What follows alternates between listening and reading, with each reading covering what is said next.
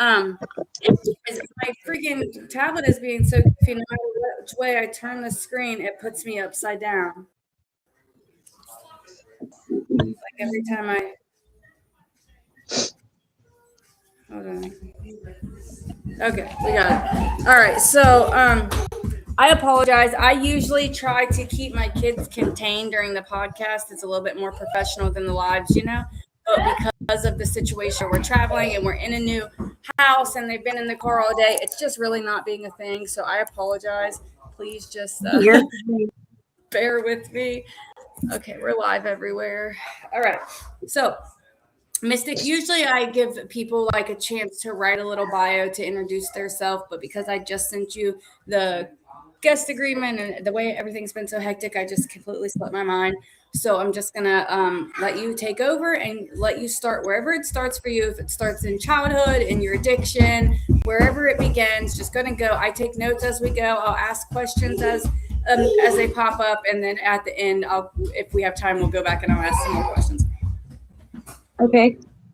You can just do the introduction however you want to. You know about me. Came here, but no one heard me because it was. I just said tonight that we have Mystic. So Mystic is a member of my TikTok family. So I'm loving bringing TikTok to my podcast because I'm getting to know you guys so much better. And so I'm really excited to hear your story. I do know a little bit, obviously, from TikTok. So Mystic has recently lost her son to the disease of addiction. So she's really going through that, as well as fighting for her own life and her own recovery.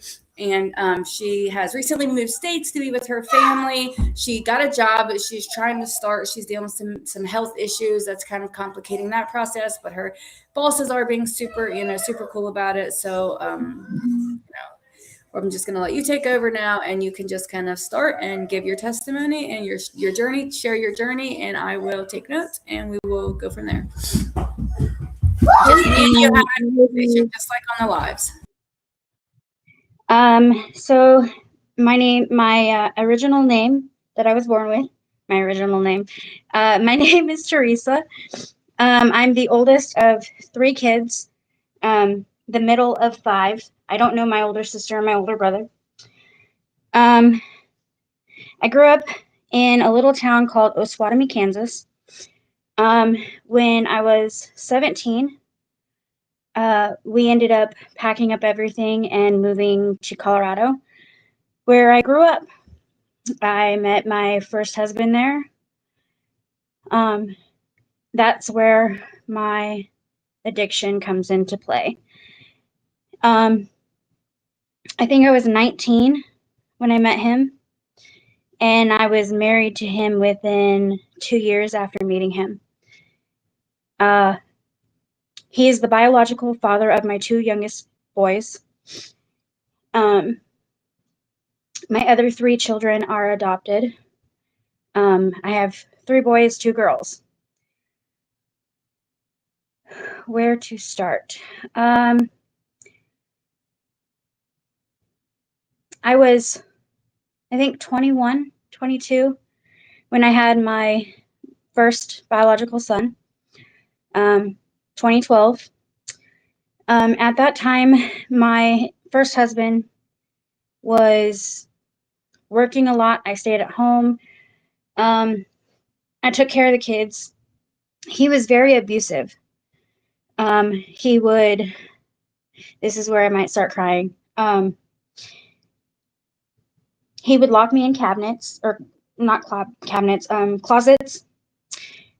He would, I think everybody knows what speedballing is. He would speedball. He got upset one day because of me watching my dad's cats, for him and my mom. He came home, got very angry. At this time, I didn't know I was pregnant with my youngest. But he ended up banging my head into the ground 17 times. The whole right side of my face was shattered. Broken nose, cracked jaw, broken eye socket. I had cauliflower ear. I have a bald spot on the back of my head, which I hate, absolutely hate. All of this, and more. He broke my nose. He broke 7 ribs, my wrist, cracked my forearm, cracked my elbow, all while my oldest son was in my arms.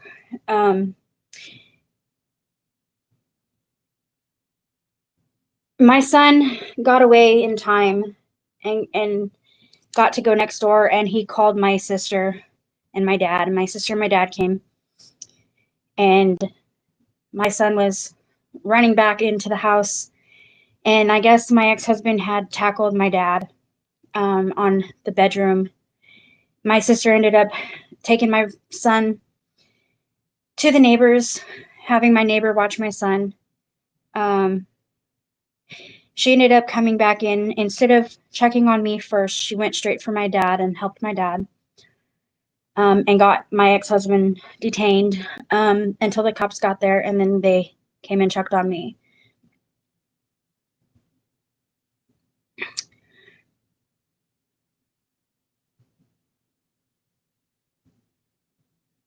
She froze.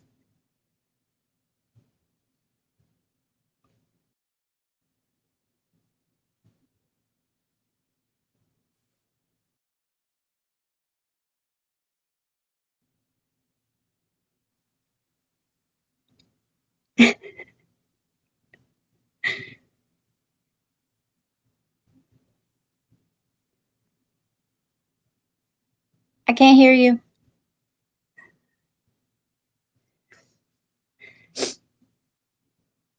Connection went crazy because I was hitting off my phone's hotspot, so I thought I could connect to the Wi-Fi here without it messing up, but it just messed us all the way. So the last thing I was that he got upset for watching your dad's cats, and that's last thing I ever did. So yeah, he got mad. He went and did his thing in the bathroom, came out, got upset, was screaming and yelling. I picked my son up to go and leave, and that's where it kind of ended. My son had started beating me up, and I picked my son was still in my arms. I tried to leave. I couldn't leave. He ended up breaking my nose, my eye socket, cracking my jaw. I had cauliflower ear. I had 7 broken ribs. I had a broken wrist, a crack in my forearm, a crack in my elbow. All of this while my oldest biological son was in my arms. My son got away and went to the neighbor, called my dad and my sister. My dad and my sister showed up. And my sister took my son to the neighbor, had my neighbor watch my son.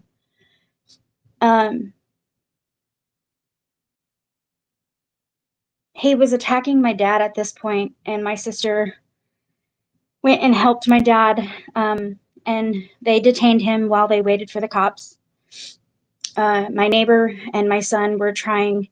My neighbor was trying to keep my son out of the apartment, but she was also trying to check on me. Needless to say, I didn't know I was pregnant with my son, my youngest son, until I went to the hospital that day. In the process of them detaining my ex-husband, my sister had broke his nose. And then they found out that he was not only being abusive to me and my son, he's how my addiction started. I would be locked in closets. Instead of being fed food, I was fed meth. I ended up leaving him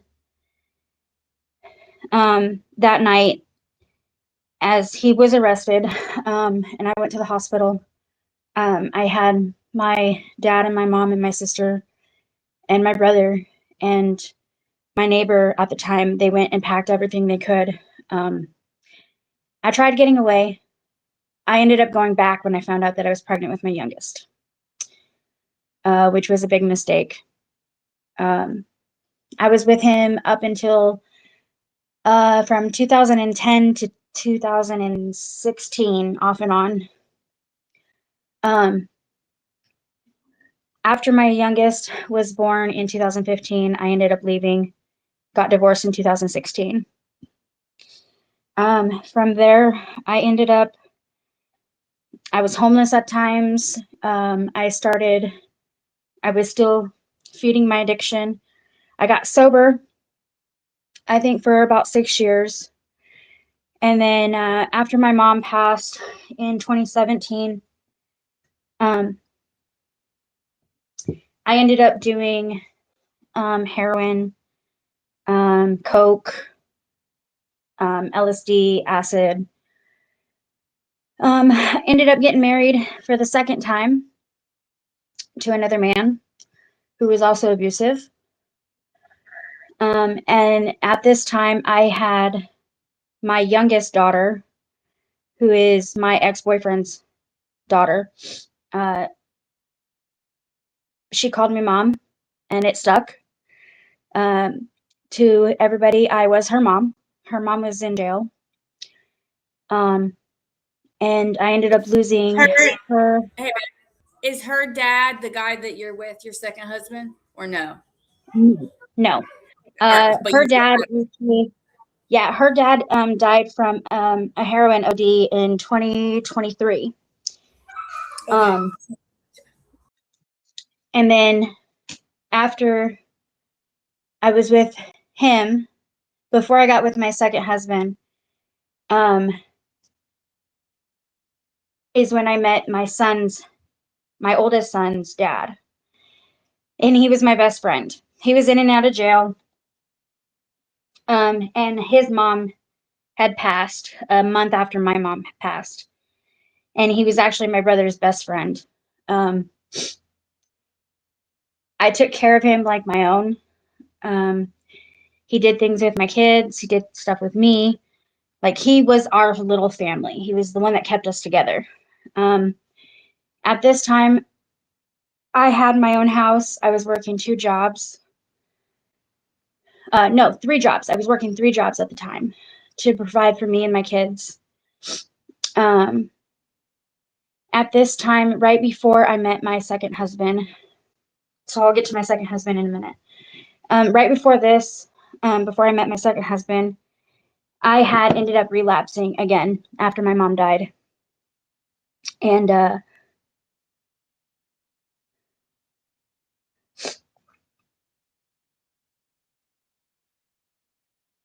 ended up moving someone who I thought was a friend into my house. And he would help me watch my kids while I worked. At this time, I wasn't very close to my family. I had kind of like drifted away because my kids and my addiction was what kept me going. Sorry, I'm gonna start crying, you guys. It's okay to cry. This is a very emotional story.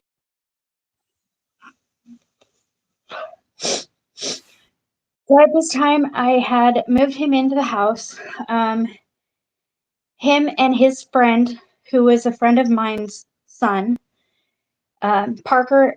His name was Parker, and then my friend. I don't want to mention my friend's name, but they shared my son's room, my boys' room, and my boys slept in my room.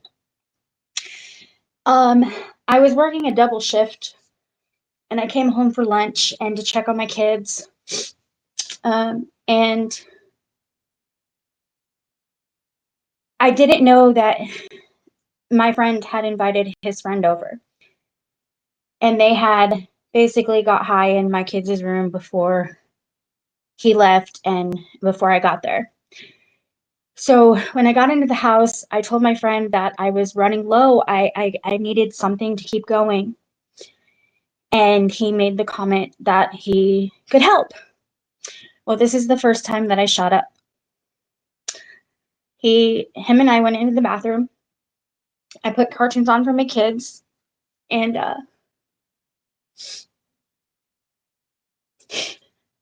Um,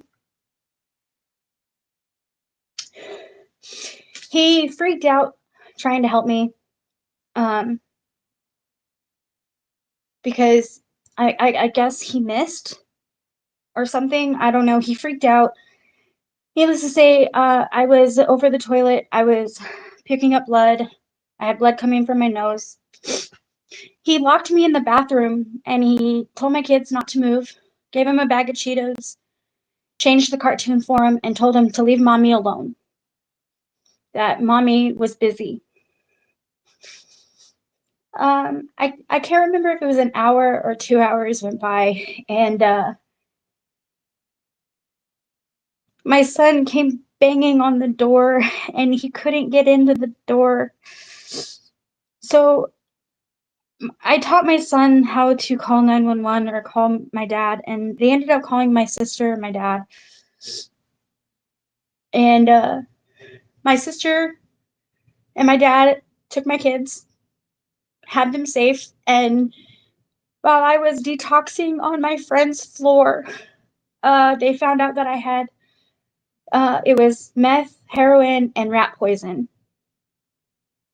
I detoxed for, I think, 10 days, 11 days, something like that. I can't remember.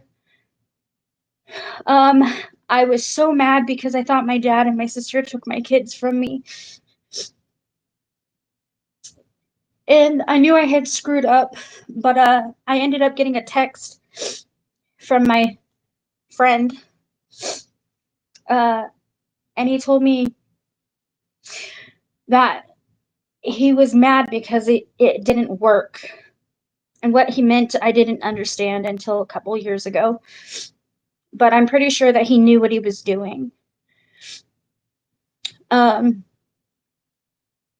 He ended up going to jail. And that's when I met my second husband. At this time, I was doing things that my family doesn't even know about until probably today. I would do anything to get my next fix and to keep being able to provide for my kids. I was a functioning addict, I say. I was going to work. I was coming home, taking care of my kids. When I met my second husband didn't know what meth was. And that's when he introduced me to Coke for the first time. And I told him that it wasn't working. I wasn't getting high off of it. I wanted something stronger. At this time, my adopted son, the one who passed away, him and my ex-husband were best friends. They were getting high together behind my back, didn't know about it. Until one night, I was so messed up, and I remember seeing him in my house, and I walked in on him and my ex-husband smoking. And what did I do? I joined in.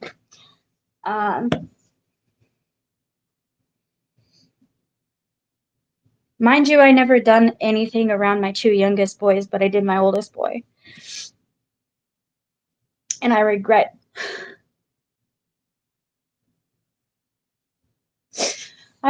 ever doing anything with my son, because he would be here today if I just ended my addiction. Know that, babe. You don't know. Don't blame yourself. I know it's tough, and I know that people carry a lot of guilt and shame. I know I've heard Melinda talk about it, about, you know, her, I shouldn't have name dropped her, but anyway, about her using with her children as well. And it's, I can imagine the guilt and shame, and especially with your son passing how he did. Like, I understand, but it's not your fault. You know, you're an addict yourself. If he wanted it, girl, he's gonna get it regardless. Yeah. So I think this is Justin. I think he's watching. I don't know who else would call you my girl. Can you see it? Little comment. no. Right? Oh, I put it on the screen. It says, "Hi, my girl." but just says Facebook user. Facebook doesn't tell me who it is unless if they go onto the Facebook page. But anyway, doesn't matter. I just assume he's probably watching. So easy to blame ourselves, Serenity. Exactly. So I ended up. Where did I stop? Oh, we were getting high in the room, and at this time, I was still working my jobs, and that's when I met my oldest daughter. She's the one that started calling me mom. She didn't have a relationship with her parents, and I was like a mother figure to her, and she came into our life. So at this point, I have all 5 of my kids.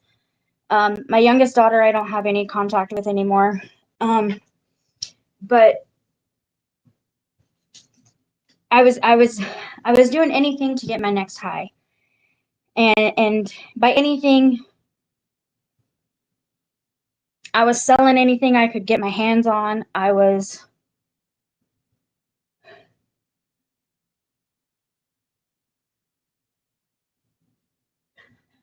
It got to the point where I was even selling myself. And my ex-husband, when I met him, I thought he was the one. I really did. I thought he was the one. And I ended up introducing him to meth. And he introduced me to coke. At this time, shortly after that, I had lost my house, my jobs, everything. Everything had fallen downhill, and my kids, I lost my kids to the state of Colorado. My family they tried so hard.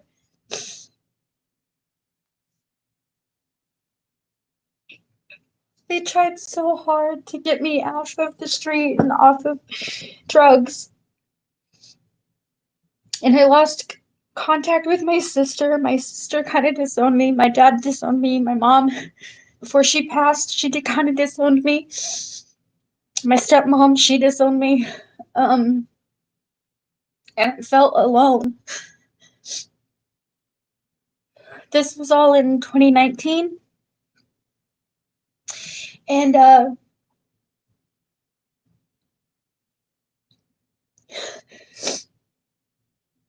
so when I lost my kids, my sister tried taking them, my aunt tried taking them. And for some reason, my sister wasn't allowed to. And I just found out about 3-4 days ago that my first husband had a say. I remember my first husband telling the CPS workers that my sister did drugs, and my sister's never done drugs. And so that was the reason why my sister wasn't able to get my kids. So after that, in 2021, I thought it would be the best thing to sign my rights over to the state of Colorado. July 7th of 2021, I said goodbye to my 2 younger boys.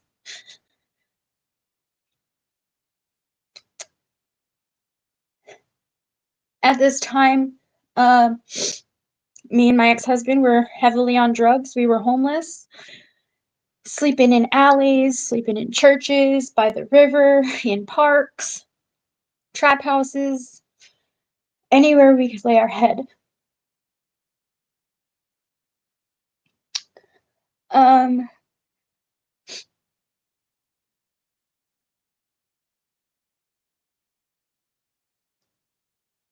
Give me a minute.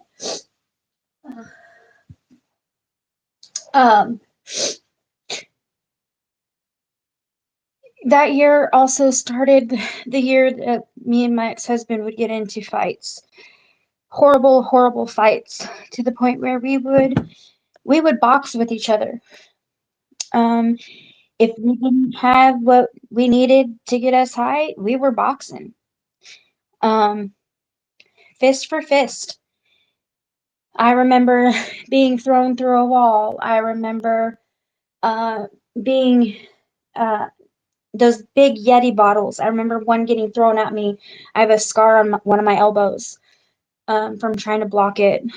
Um, I remember running to my dad and my stepmom and my sister and my brother and telling them I would never do it again. I didn't want any more drugs. I didn't want to be with my ex-husband anymore. But I kept going back. I just kept returning and I kept getting high and I would hide it. I would try so hard to hide it. But I couldn't. My family knew. Um, my dad would know. He knew. He knew when I was getting high. Um, I ended up divorcing my ex-husband in 2023. And he was in ComCore at the time for some charges that he had picked up, one of them being domestic violence. And what did I end up doing? I got sober for about a year and then went. This was 2023 is when he was in ComCore. So yeah, for almost a year is when I was sober and ended up going back. Um, I was still homeless, bouncing from place to place to place. Um, and then in April of 2025, I told my dad that I did not want to get high anymore. And he said that he couldn't help me anymore. He's tried helping me as much as he could. That month, my sister ended up moving my sister and her boyfriend ended up moving my dad, my stepmom, my brother, and my brother's girlfriend to Nebraska. And I was told that they weren't going to help me until I got my shit together. And I said, okay. At this time, I had been in rehabs off and on 3 different times, and each time I left. This time, I was in there for, I think, 7 days. When I found out on May 1st that my oldest boy overdosed on meth and fentanyl. Um,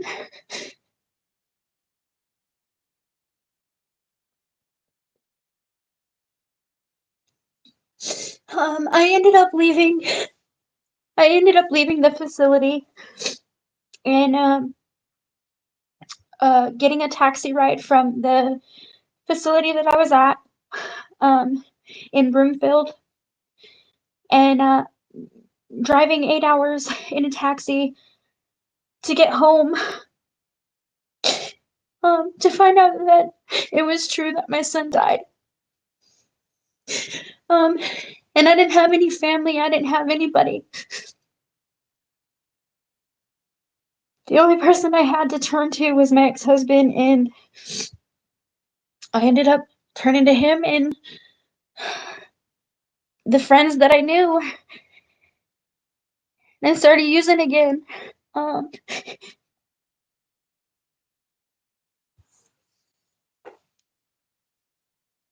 on May 14th of 2025, I had just went and bought from where I was getting my stuff from, and I ended up getting back to the house that I was at, and I think I did a little bit, and then I just started bawling, and I dropped to my knees, and there's Psalms 147 popped into my head. It's my favorite Bible verse, and I asked God. I said, I want to go. I want to go with my son. I wanted to be with my son. Um, I couldn't have any of my other kids. At this time, my daughter said that she was going to disown me and she was going to take my grandkids from me. Um, my dad, my dad told me that if I didn't get my shit together, he was going to disown me for good. Um, that night on May 14th of 2025, I threw everything I had in the toilet and I walked away. I've moved from Colorado to Alabama to Mississippi to Oklahoma and to now with my family. I have a relationship with my sister and my dad and my stepmom, my brother. I have a job. I'm sober. I have an amazing relationship. And I'm trying to heal.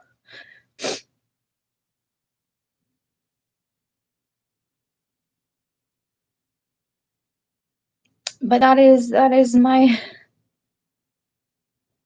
story.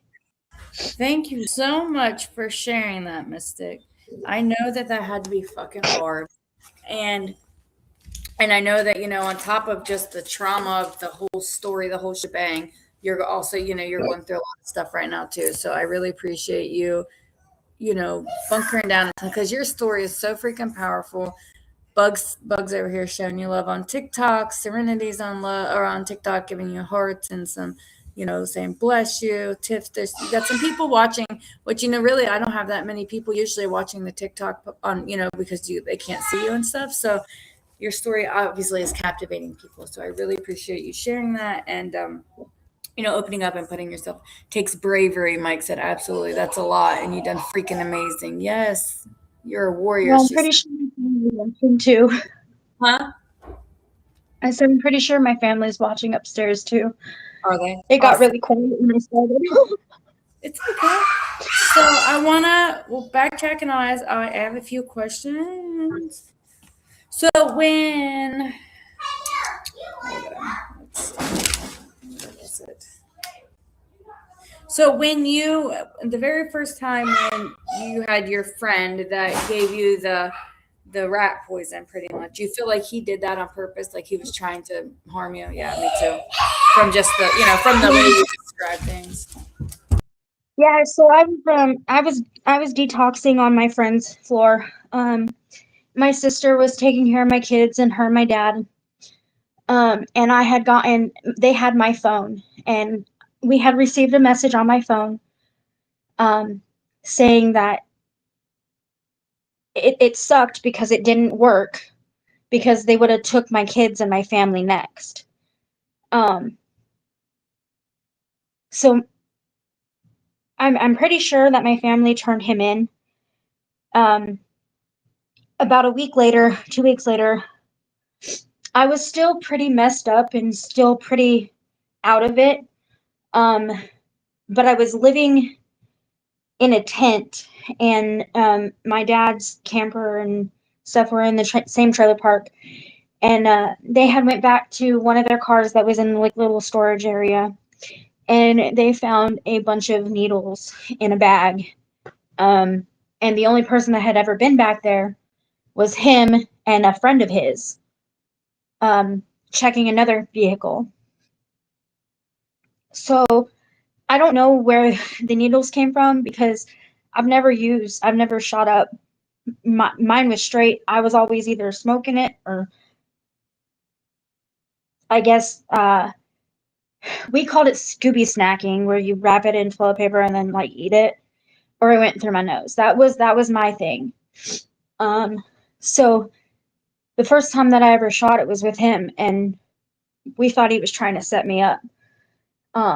There was a whole investigation, and he ended up going to jail. And then I think it was the following year, my dad was still living at the same place, and he ended up showing up and was staying. There was a motel, and then behind it was the RV park. And he was staying up in the motel area. And I ran into him, and I immediately froze in my tracks. I couldn't move. I couldn't like nothing. My dad had come out, I think it was my dad, came out to smoke a cigarette and basically had to pull me back into the house. I think. I can't remember. My brain is so like scattered from that area because I don't remember much about it. Um, but I remember them trying to get me away from him, and he ended up getting kicked out of that motel area. Um, and I haven't spoke to him or seen him since. Um, so yeah, I'm pretty sure he tried doing it on purpose. So why though? Do you know you were letting him live there with you, right? And just because he was tweaked out and or what? What do you think? This is when fentanyl was actually introduced to the town that I was living in at the time, and so I'm pretty sure that it wasn't just meth and heroin and rat poison. I'm pretty sure there was fentanyl in there too, because, like I said, I don't remember much of this time, and um, the friend that was with him before I got home actually passed away in prison after he went to prison for giving somebody fentanyl. And that person had died. And when he went to prison, he actually died in prison. So I'm pretty sure that him and his friend were doing it on purpose.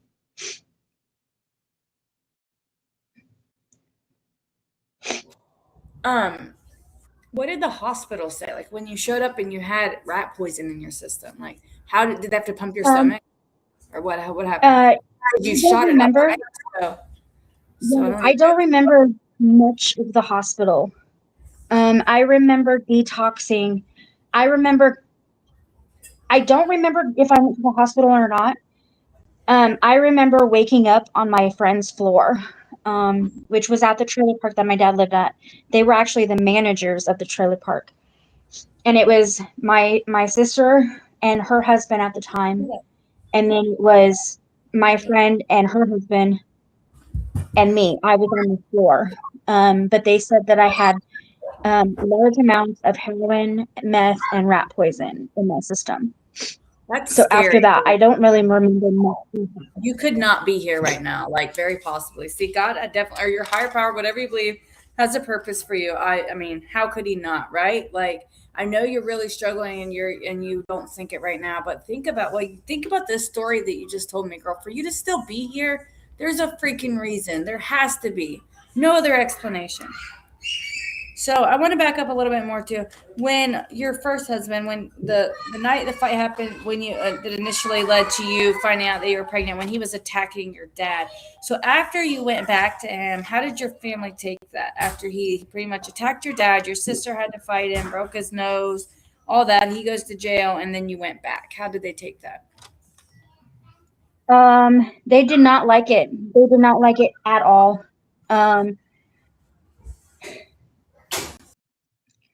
At this time, my family didn't want anything to do with me because I was still with him. And me having the heart that I do, I try not to look at the bad in people. Um, he was the father of my kids. Like, I don't want anything to do with that man anymore. I am deathly terrified of that man. But the thing is at the time, he is the father of my kids. I wanted a relationship with him. I thought, hey, I could get him to change. Hey, I could fix him. It just got worse. My family didn't want anything to do with him. They didn't talk to him. They didn't try having a relationship with him. They didn't even want my son, either one of my boys, going near him or around him.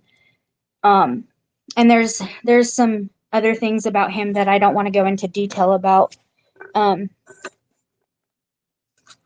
because right now there is an ongoing case against him and my family, for things that have happened, and yeah, I just don't want to talk about that anymore.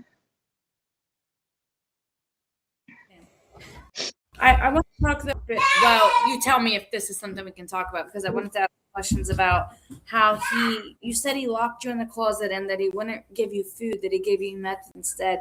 I want to talk about a little bit like how did you cope with it? How did you get through it? Just by getting high and kind of just zoning out, or because I know that has to be So, so when mentally. he, yeah, so when he was locking me in the closets, I had just gave birth. I think my son was like 2, maybe 1.5, 2. My son, my oldest biological boy, would go to my dad and my mom, my sister, and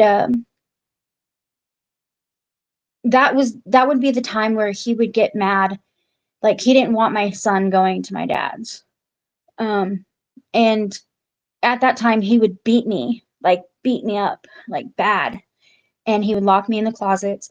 And me, I it was the only thing to eat. I was really skinny back then. And then like I wasn't really skinny. I had like the baby weight from having him. But to get through the day and the night and not feel hungry and want food, I would get high just to pass the time, because I knew if I didn't and if he would open the door and he would find it, I would get hit. Um like I am terrified of this man. Like And I if you still have didn't nightmares. do it, you got abused, pretty much is what you're saying, right? If you didn't.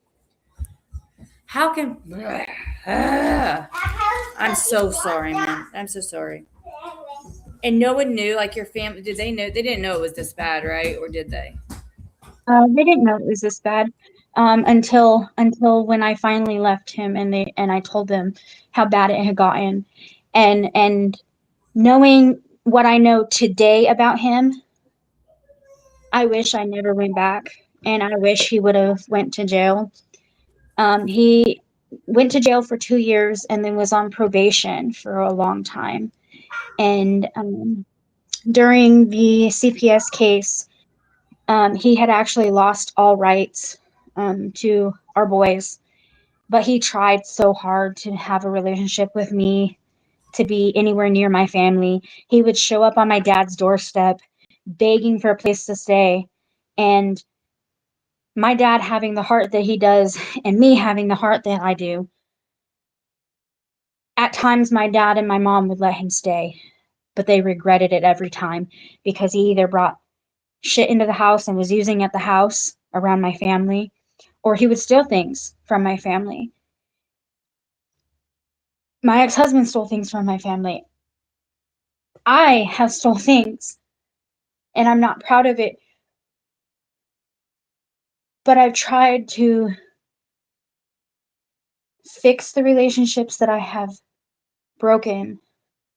And my sobriety means so much to me now. And I see how much I have like lost out on during my addiction, and how much I've hurt people in my addiction, that it hurts me. Um, and I think that's why I'm so gung ho on trying to make myself better. Um, I'm always trying to find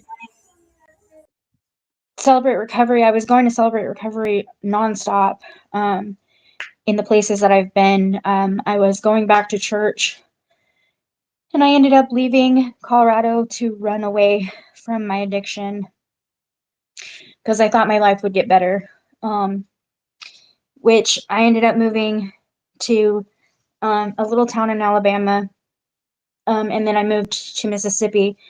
And I actually moved in with my ex-husband's father, and he sexually assaulted me. Um, and from there, I went to Oklahoma, um, and left Oklahoma, and now I'm here with my family.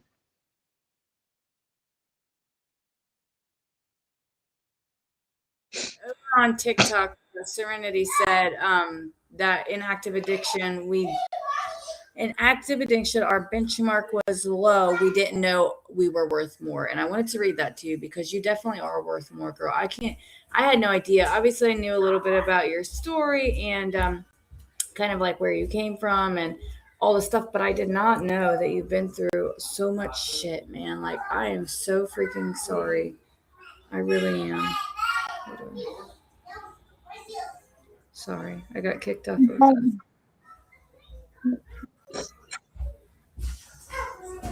Okay, anyway. So I wanted to touch on something else really quick. Let me find out what it was.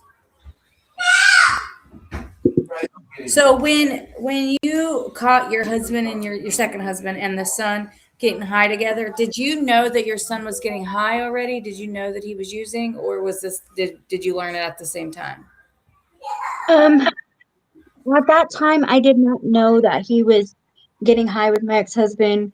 And I'm guessing that it was a month or two before this, before I caught them getting high together, is when he started getting high. The only thing that I knew he did at that time was drink and smoke weed. Because he drank and smoked with weed with me.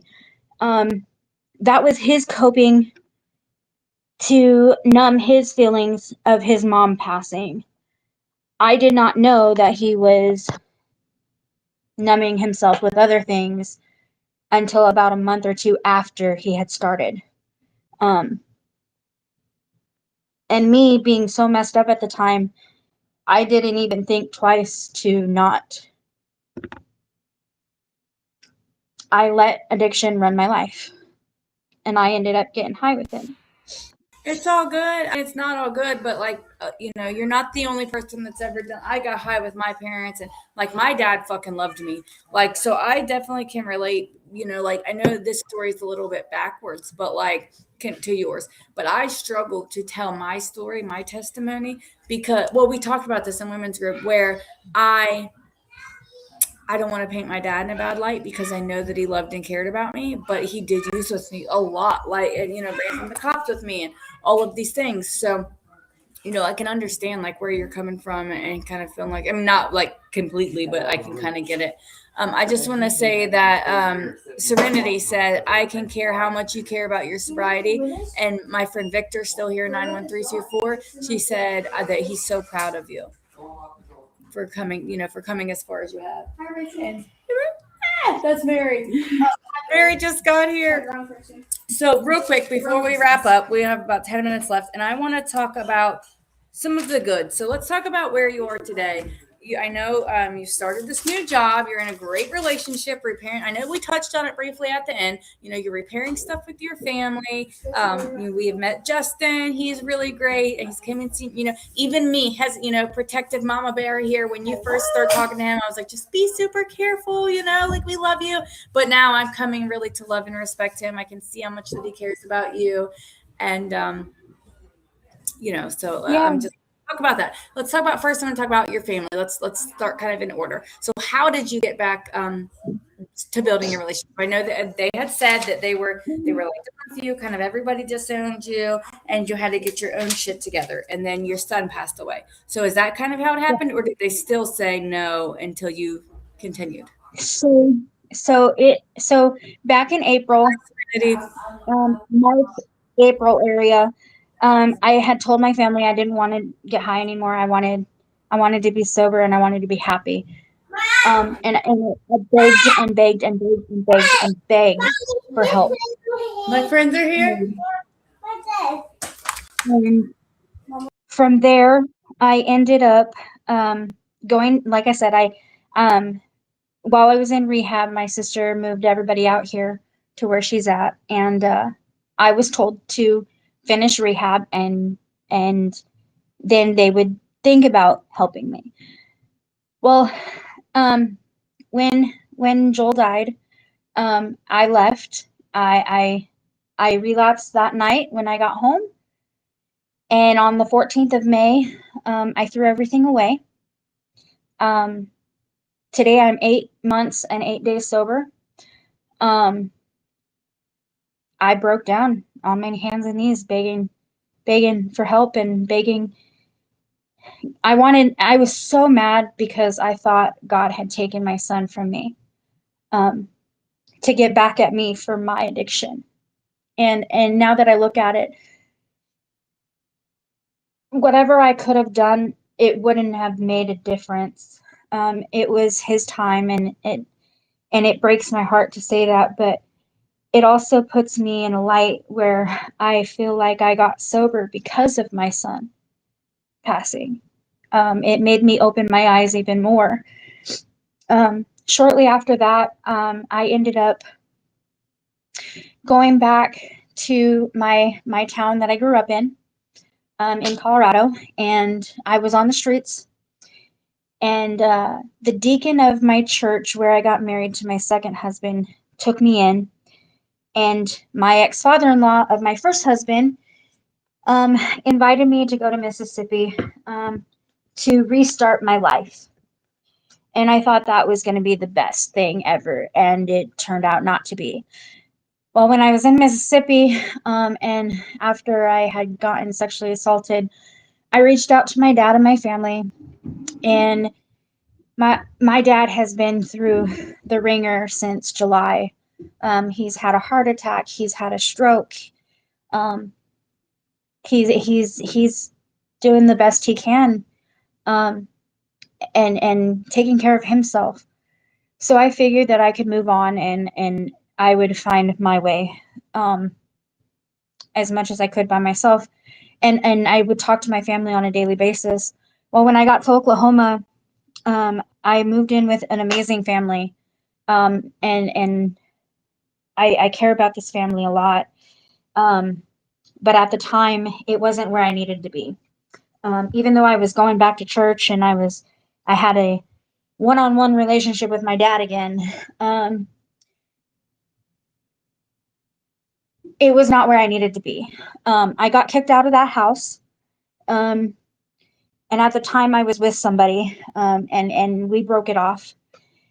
And I begged my dad. I said, look, I said, this is what's going to happen. I said, I just got kicked out.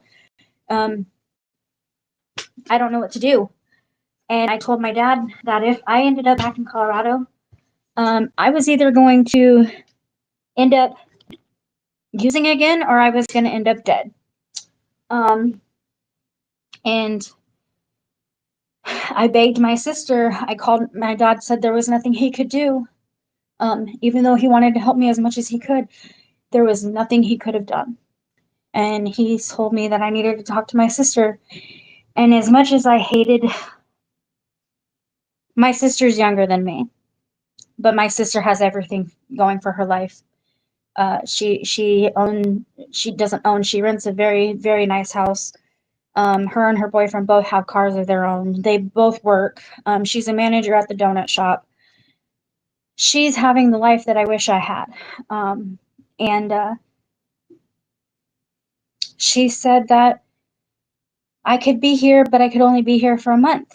And the night after I had called her is when they showed up to pick me up from Oklahoma. And when I got here, they basically laid some ground rules. And since then, I feel like I'm building a relationship with my sister. I let my sister tattoo me. I hung out with her today at the donut shop. I've proved to them that I could get a job. I'm still sober. But I know for a fact my family is watching every little thing that I do, because they don't want me to be the old me. And I don't want to show them that I can go back to that. I want to prove to them that I can, and I am worth something. That I can stay sober and that I can rebuild my life. Having them as support is one of the biggest things. One of the biggest things for me is because I get to have a relationship with my sister, and I never had that. I've hurt my sister to the point where I didn't think she would ever forgive me, and she probably still doesn't forgive me, but I know that she understands. Um, and I know for a fact that if I prove to her that I'm not who I was before, I can rebuild that friendship and that bond with my sister. And I'm so building these relationships, and I know that they're watching you, and that kind of sucks, but like rightfully so. You know what I mean? Like they have the right to, and like just show them. They're giving you the chance to show them, so it's just up to you to do the work and show them. Mystic, thank you so much. Thank you so much for coming on and sharing your journey with us today.